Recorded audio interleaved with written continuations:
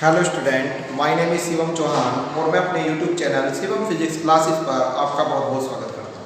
बच्चों, हमारा पिछला लेक्चर कूलाम का नियम पढ़ाया था हमने और ये बताया था कि जब दो आवेशित कणों को निर्वात के स्थान पर किसी पैरावैद्युत माध्यम में रख दिया जाता है तो उन आवेशित कणों के बीच का बल पहले से घट जाता है। ये पढ़ा था। अब आज हम उसी से आगे बढ़ते हैं। हमने कुछ टॉपिक में कूलाम के नियम में पढ़ाया था कि जो दो आवेशित कणों के बीच का बल होता है Fm होता है 1/4πε0 Q1 Q2 अपॉन r²। ये होता है, ठीक है। अब इसमें ये देखिए, ये जो होता है ε0 इसको बोलते हैं निर्वात की वैद्युशीलता।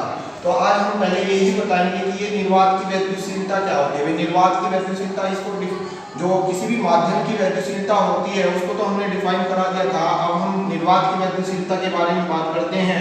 निर्वात की वैद्युशीलता का मान क्या होता है, ε0 का मान, और मात्रक क्या होता है इसका, और विमा क्या होती है, ठीक है। ε0 का मान, मात्रक और विमा डिफाइन तो हमने इसको पिछले वीडियो में करा रखा है, आप वहां से समझ सकते हैं। अब इसका मान क्या है, मात्रक क्या है और विमा क्या है, तो ये पढ़ाएंगे। देखिए मान क्या होता है। मान निकालने के लिए आपने पढ़ा था कि 1/4πε0 क्या होता है बच्चों, 9 × 10⁹। 1/4πε0 होता है 9 × 10⁹। ये होता है। अब यहां से ε0 बैठेगा, ε0 ये इधर ले आओ, ये इधर ले आओ, तो ये हो जाएगा 1/4π गुणा, इसको इधर ला रहे बच्चों, ये इधर, ये इधर, ठीक है, ये इधर, ये इधर, तो 1/4π 9 × 10⁹ ये आता है।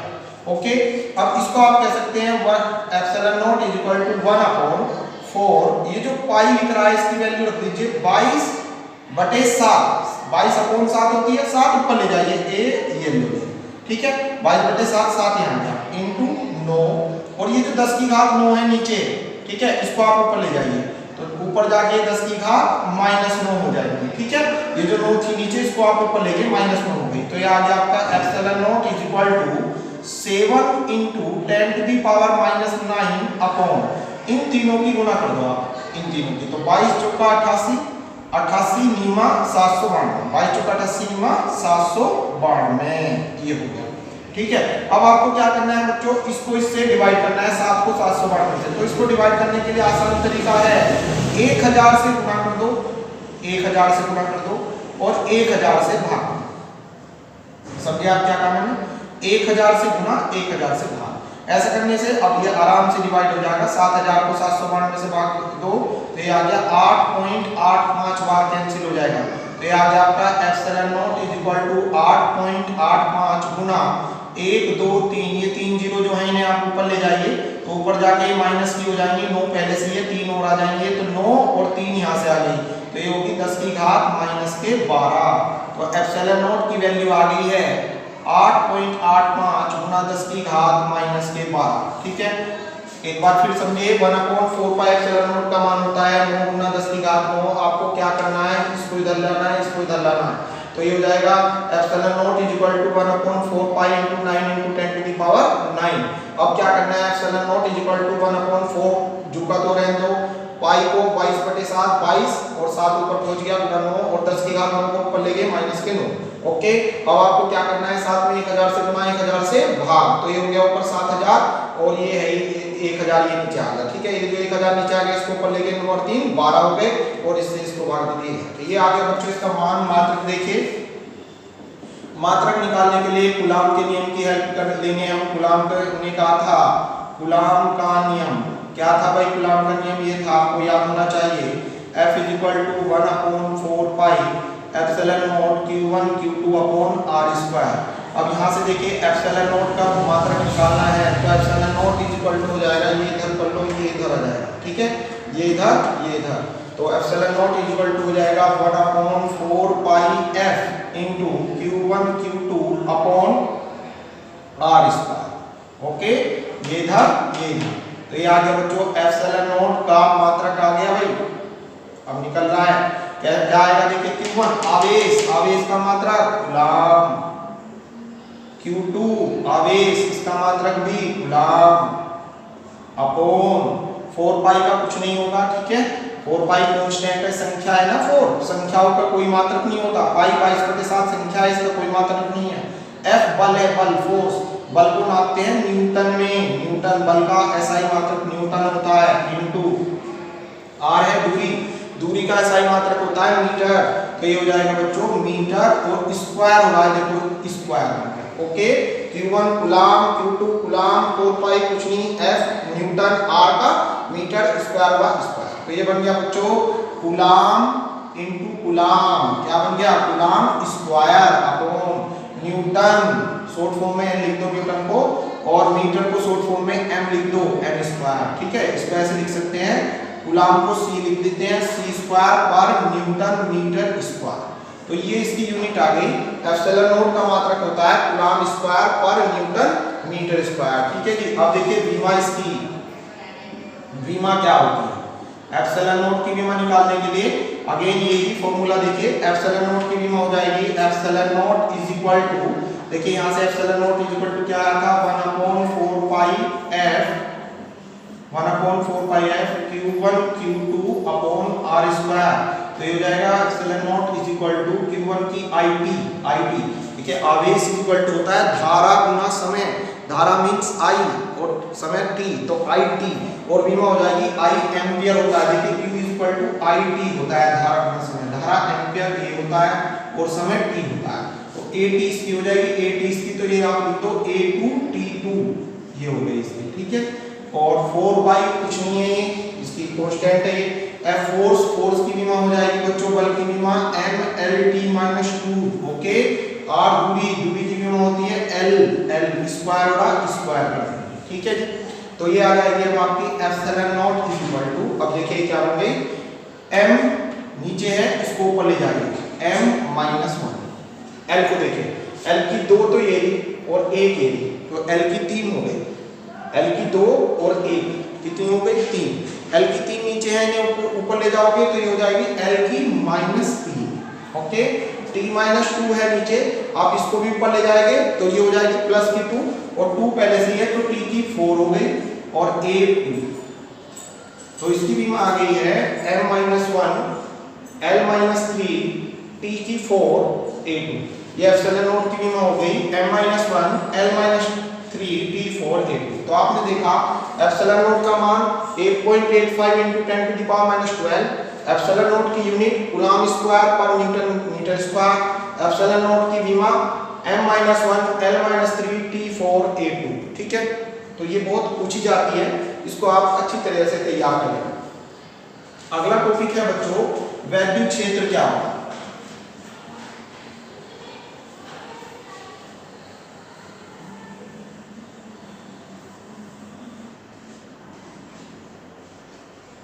बच्चों आपका अगला टॉपिक है वैद्युत क्षेत्र, अगला टॉपिक है वैद्युत क्षेत्र, ठीक है।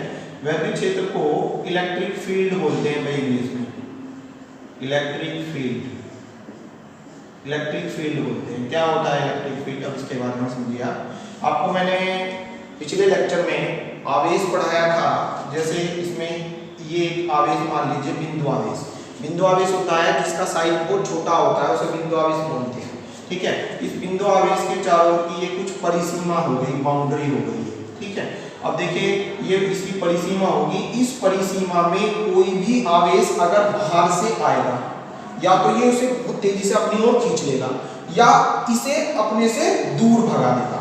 तो ये जो इस आवेश के चारों ओर की परिसीमा है, जिसके अंतर्गत ये किसी अन्य आवेश को अपनी ओर खींच रहा है या अपने से दूर भगा रहा है, तो ये जो परिसीमा है इसे ही बोलते हैं क्या, वैद्युत क्षेत्र, ठीक है। अगेन डिवाइस, जब कोई परीक्षण आवेश जैसे ये टेस्ट चार्ज है +q0 किसी अन्य आवेश के पास, इस आवेश के पास आएगा, तो यो क्या करेगा, ये जो आवेश है बिंदु आवेश, इस अन्य आवेश को, परीक्षण आवेश को, ये परीक्षण आवेश इसे बोलते हैं परीक्षण आवेश, और इसे बोलते हैं बच्चों बिंदु आवेश, बिंदु आवेश, ठीक है। तो इस किसी बिंदु आवेश के चारों ओर का वह क्षेत्र जिसमें कोई परीक्षण आवेश आकर्षण या प्रतिकर्षण के बल का अनुभव करता है, वैद्युत क्षेत्र कहलाता है। फिर दोबारा ध्यान देंगे, किसी बिंदु आवेश के चारों ओर का वह क्षेत्र, किसी बिंदु आवेश के चारों ओर का वह क्षेत्र जिसमें कोई परीक्षण आवेश, ये जो परीक्षण आवेश है टेस्ट चार्ज जैसे बिजली की खाल या कोई भी परीक्षण आवेश जिस पर आप अपना प्रैक्टिकल कर रहे हैं, तो किसी बिंदु आवेश के चारों ओर का वह क्षेत्र जिसमें कोई परीक्षण आवेश आकर्षण या प्रतिकर्षण के बल का अनुभव करता है वैद्युत क्षेत्र कहलाता है। ठीक है, अब देखिए अगला, ये तो पता चल गया आपको वैद्युत क्षेत्र ये है, इसके चारों ओर का जो क्षेत्र है ये चारों ओर का जो क्षेत्र है, ये सारा जो क्षेत्र है इसे बोलते हैं वैद्युत क्षेत्र। अब इस वैद्युत क्षेत्र की तीव्रता क्या होती है? Intensity of electric field. वैद्युत क्षेत्र की तीव्रता बहुत पूछी जाती है, ये एग्जाम में इसे ई वेक्टर से रिप्रेजेंट करते हैं। भाई ई वेक्टर से क्यों रिप्रेजेंट करते हैं? देखिए इंग्लिश में बोलते हैं इसको इलेक्ट्रिक फील्ड, तो पहला वर्ड क्या है? ई। ठीक है, ई, तो ई लिख दिया और उसके ऊपर वेक्टर इसलिए लगा दिया क्योंकि ये सदिश राशि होती है, क्योंकि ये दिशा के अनुसार चलता है। ठीक है, एक दिशा में या तो इसे अपनी ओर खींचेगा एक दिशा में या अपने से दूर भगाएगा एक दिशा में, तो ये दिशा के अनुसार चलता है, मींस ये एक सदिश राशि है, तो इसलिए इसके ऊपर क्या लगेगा? वेक्टर। वेक्टर उन्हीं के ऊपर आता है, उन्हीं राशियों के ऊपर वेक्टर लिखा जाता है जो सदिश होती है। तो वैद्युत क्षेत्र की तीव्रता एक सदिश राशि होती है। वैद्युत क्षेत्र की तीव्रता क्या होती है? इस वैद्युत क्षेत्र की शक्ति को बताती है। ठीक है, वैद्युत क्षेत्र की तीव्रता क्या है? इस वैद्युत क्षेत्र की शक्ति को बताती है कि जब इसमें परीक्षण आवेश आएगा तो वो उस परीक्षण आवेश को कितनी ज्यादा बल से अपनी ओर खींचेगा या कितने ज्यादा बल से अपने से दूर भगाएगा। इस बात को दर्शाती है क्या? वैद्युत क्षेत्र की तीव्रता। वैद्युत क्षेत्र की तीव्रता को डिफाइन करने के लिए इसका फॉर्मूला याद करना है। इसका सूत्र होता है E vector is equal to F vector upon Q naught. Q naught means परीक्षण आवेश, ठीक है, या Q0 कह दो। तो E वेक्टर बराबर होता है F vector upon Q not, ये इसका फॉर्मूला होता है। और इसका जो यूनिट है वो बन जाएगी, इसका मात्रक बन जाएगा, F का फोर्स का मात्रक क्या होता है बच्चों? न्यूटन अपॉन Q0 आवेश का क्या होता है? कूलाम। तो मात्रक क्या बन गया इसका? न्यूटन पर कूलाम। क्या मात्रक बन गया? न्यूटन पर कूलाम। तो वैद्युत क्षेत्र की तीव्रता होती है E vector is equal to F vector upon Q naught, मात्रक न्यूटन पर कूलाम। आप इस सूत्र में देख रहे होंगे कि मैंने E के ऊपर वेक्टर लगाया, अभी बताया क्योंकि ये सदिश राशि है। F के ऊपर वेक्टर लगाया, फोर्स बल भी एक निश्चित दिशा में लगता है, मींस ये भी सदिश राशि है। आवेश Q नॉट, ये जो है इसको रिप्रेजेंट करने के लिए केवल परिमाण की आवश्यकता होती है, दिशा की नहीं। तो ये अदिश है, तो इसलिए इसके ऊपर वेक्टर नहीं लगेगा। तो वैद्युत क्षेत्र की तीव्रता E vector is equal to F vector upon Q naught. Unit क्या होती है? न्यूटन पर कूलाम। अब इसको आप डिफाइन करना चाहते हैं, तो डिफाइन करने के लिए आपके पास में जो फॉर्मूला लिख रहा है इससे डिफाइन कर दो। ये फॉर्मूला कैसे बनाया?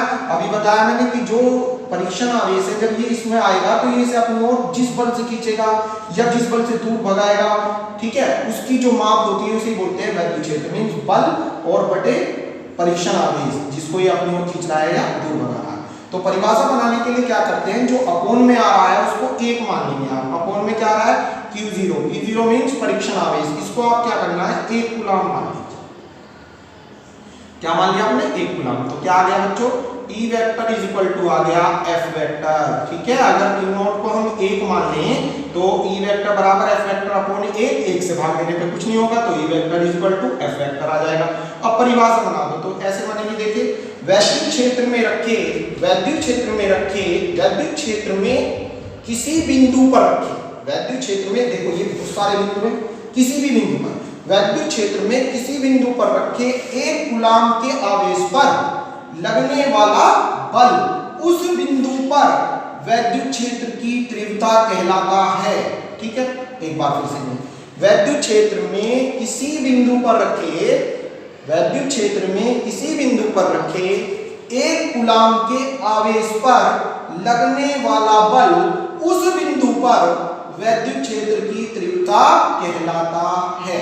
ठीक है, तो ये आपने परिभाषा बना दी सूत्रों से, परिभाषा बनानी सीख लो सूत्रों से, तो फिर आपको रटनी नहीं पड़ेगी। ठीक है, ऐसे ही मैं बहुत सारी परिभाषा सूत्रों से ही बनानी सिखा दूंगा, तो आप भी ऐसे ही सीखें। क्या है?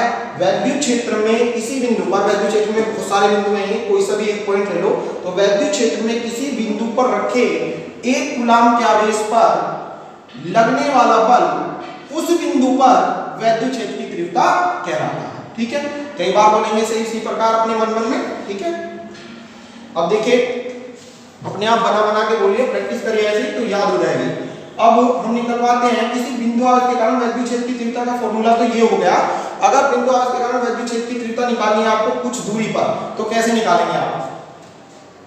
बिंदु आवेश के कारण